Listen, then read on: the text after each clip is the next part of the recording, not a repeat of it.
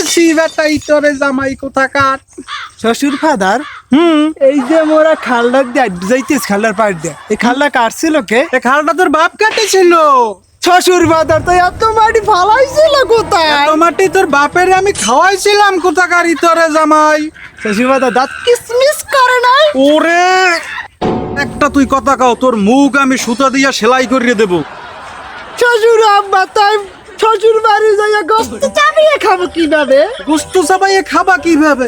তুমি যে সারা পথ আমারে জ্বালাইতে জ্বালাইতে জ্বালাইতে জ্বালাইতে আসতেছো, তখন গোস্ত খাওয়ার কথা মনে থাকে না তোমার? এ শোন, তোর শাশুড়ি সুন্দর ভাপা পিঠা বানাইছে, আমরা যাইয়া বাড়ি যাইয়া ভাপা পিঠা খাবো মানে মজা করিয়া। শ্বশুর আব্বা, হ্যাঁ আপনি কি বিয়া করেছেন?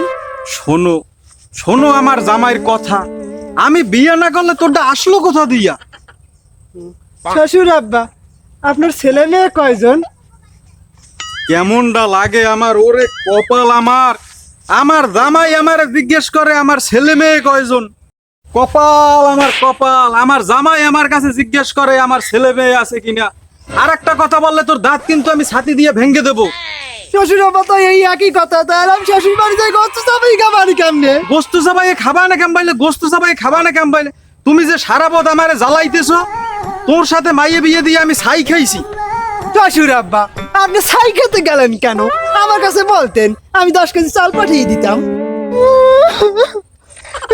শ্বশুর আব্বা, আপনি কি হাসতেছেন না কাঁদতেছেন? না আমি হাসতেছি। ও হাসতেছেন, ভালো ভালো ভালো ভালো। আর যদি একটি কথা বলিস তোর দাঁত আমি ছাতির দিয়ে মেরে ভেঙে দেবো। শ্বশুর আব্বা, সেই আগের কথাই তো চলে গেলাম।